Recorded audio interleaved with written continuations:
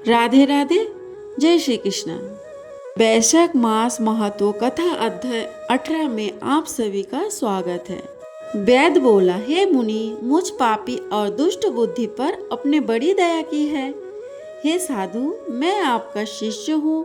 मेरे ऊपर दया करके ऐसा उपदेश दीजिए कि जिससे फिर मेरी बुद्धि दुष्ट हो ना, अनर्थ कार्य में न प्रवृत्त हो। वैद की ऐसी बातें सुन शंख मुनि बोले, हे वैद, यहाँ धूप बहुत सताती है, ना यहाँ छाया है ना पानी है। कहीं दूसरी छाया की जगह में चलकर जल पीकर स्वस्थ चित्त हो। तेरे सामने विष्णु भगवान के माधव मास का महत्व जो पापनाशक है वर्णन करूँगा। मुनि की यह बात सुन वैद वहाँ से थोड़ी दूर पर एक निर्मल सरोवर पर ले गया, जहाँ पर जल के जीव, बगुला, राजहंस आदि तथा मगरमच्छ आदि सरोवर में शोभा दे रहे हैं, तथा कुमुदिनी, कोकोनट आदि अनेक प्रकार के कमल शोभा दे रहे थे। भौरे गुंजर रहे हैं, पक्षी कलरव कर रहे हैं। किनारे पर बस के वृक्ष तथा बड़, कदम्ब, इमली तथा सुगंधित वृक्ष आदि चारों ओर सुशोभित कर रहे हैं। वन के हाथी, हिरण, शुकोर, सिंह, सूर, गाय, खच्चर आदि विचार कर रहे हैं।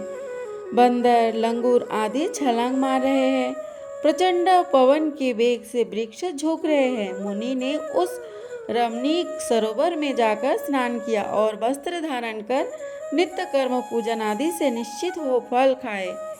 शंख मुनि सुखपूर्वक बैठ वैद से पूछने लगे, तुम कौन से धर्म को सुनने की इच्छा करते हो? धर्म बहुत है और उनके करने की विधि भी अलग अलग है। इनमें से वैश्विक धर्म थोड़ा सा है मगर अत्यंत फलदायक है। तुम्हारे मन में जो भी पूछने की इच्छा हो पूछो। तब हाथ जोड़कर वैद बोला, हे महाराज, मुझे कौन सा कर्म करने से तपोगुणोमयी यहाँ वैद योनि मिली और किस कर्म से मेरी ऐसी बुद्धि हो गई कि जो महात्माओं की संगति हुई, यह सब वृत्तांत मुझसे कहिए। यह सुन शंख मुनि कहने लगे, हे वैद, तू सकाल नगर में पहले वेद पाठी ब्राह्मण था। तेरा नाम स्तंभ था और श्रीवत्स गोत्र में तेरा जन्म हुआ था। एक वैश्य से तेरा प्रेम था। उसी की संगति के दोष से तू नित्य कर्म का परित्याग कर शूद्र के समान घर आता था। इस प्रकार तुझ आचारहीन दुष्ट ने धर्म क्रिया त्याग दी, किंतु तेरी स्त्री ब्राह्मणी बड़ी रूपवती थी। वह वैश्य सहित तुझ नीच की सेवा किया करती थी और तुम दोनों की आज्ञा में लगी रहती थी। जब इसी तरह सेवा करते करते बहुत समय बीत गए, तब एक दिन तूने भैंस का दूध और मूली खाई तथा शूद्र के भक्षण करने की वस्तु निष्पाव और तिल खाए।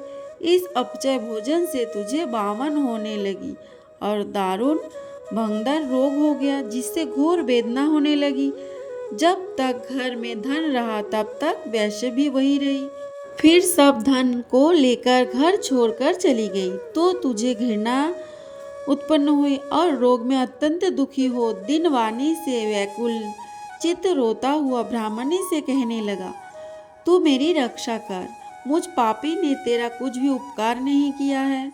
जो गृहस्थी प्राणी अपनी भार्य का मान नहीं करते वे 15 जन्म पर्यंत नापुंसक होते हैं। हे महाभोगो, रात दिन साधु महात्माओं से निंदित हो तेरी अवज्ञा करने से मैं पाप योनि में पड़ूंगा। तेरे विनीत भाव पर भी क्रोध के मारे जलता हूँ। जब उसके स्वामी ने ऐसा कहा तब वह हाथ जोड़कर बोली, हे कांत, आप मेरे पति, दीनता तथा लज्जा मत करो। मैंने आपके ऊपर क्रोध नहीं किया है। मैंने पूर्व जन्म में पाप किए हैं, उनके भोगने में कुछ दुख नहीं है। ऐसे दुखों को जो सहन करे वही साध्वी स्त्री और उत्तम पुरुष है। अपने पिता और भाइयों से धन लाकर वह शिष्य विष्णु भगवान की पूजा और तेरी सेवा शुश्रूषा में लगी रही। दिन रात मल मूत्र धो के शुद्ध करके और तेरे जो कीड़े पड़ गए थे उन्हें धीरे धीरे निकालती। रात दिन नींद त्याग कर तेरे दुख में दुखी होकर कहने लगी, हे पितृेश्वरों, आप मेरे पति की रक्षा कर, रोगहीन और पाप रहित करो। चंडिका, श्री गणेश जी श्री शनिश्चर जी से प्रार्थना करती थी कि मेरी पति निरोग होकर 100 वर्ष तक जीवित रहे। ऐसा वह देवी प्रतिदिन किया करती थी। तब एक दिन देवल नाम के मुनि वैशक के संध्या समय घर पर आए। तब तेरी स्त्री ने रोगनाशक वैद्य समझकर उनके चरण धोकर जल सिर पर छिड़क लिया और गर्मी से व्याकुल महात्मा को तेरी आज्ञा लेकर शरबत पिलाया, जिससे उनको शांति मिली। दिल निकलने पर वह मुनि जैसे आए वैसे ही चले गए। थोड़े दिन बाद तुझे सन्निपात हो गया। तब तेरी स्त्री ने त्रिकूटा पिलाया तो तूने उसकी उंगली काट ली और तेरी दाती भींच गई। तू अपनी सुंदर शैया पर उसी वैश्या का ध्यान करता हुआ मर गया। तेरी रूपवती स्त्री वह देख अपना कंकन बेचकर बहुत सा ईंधन लाई, विशाल चिता बना, बीच में तुझे रखकर तेरे रोग पीड़ित शरीर का अग्नि संस्कार किया और स्वयं भी उसी अग्नि में जलकर सती हो गई। वह शरीर त्याग पति का आलिंगन कर तत्काल विष्णु लोक में चली गई। वैशाख में पानी का दान करने और चरण धोकर जल सिर पर छिड़कने से योगिया की सी दुर्लभ गति उसे मिल गई। तो तूने समस्त पाप से छूटने पर भी अंतकाल में वैश्य का स्मरण करने से देह त्याग कर वैद्य का जन्म धारण किया। तुझे सदा हिंसा प्यारी है और चित्त में सदा उद्वेग रहता है। तूने वैशाख में शरबत पान कराने की आज्ञा दी और मुनि के चरण धोने का पापनाशक जल मस्तक पर छिड़का। उससे तेरी ऐसी बुद्धि हुई, सद्गति प्राप्त हुई, जिससे तूने संपूर्ण सुखों के हेतु धर्म पूछे। इस प्रकार तेरे पूर्व जन्म के किए हुए जो पाप और पुण्य कर्म मैंने दिव्य दृष्टि से देखे, वे सब तुझे बताए। जो कुछ तुझे गुप्त वार्ता पूछनी हो वह तो पूछ। तेरा मन शुद्ध हो गया है। हे महात्मे, तेरा कल्याण हो।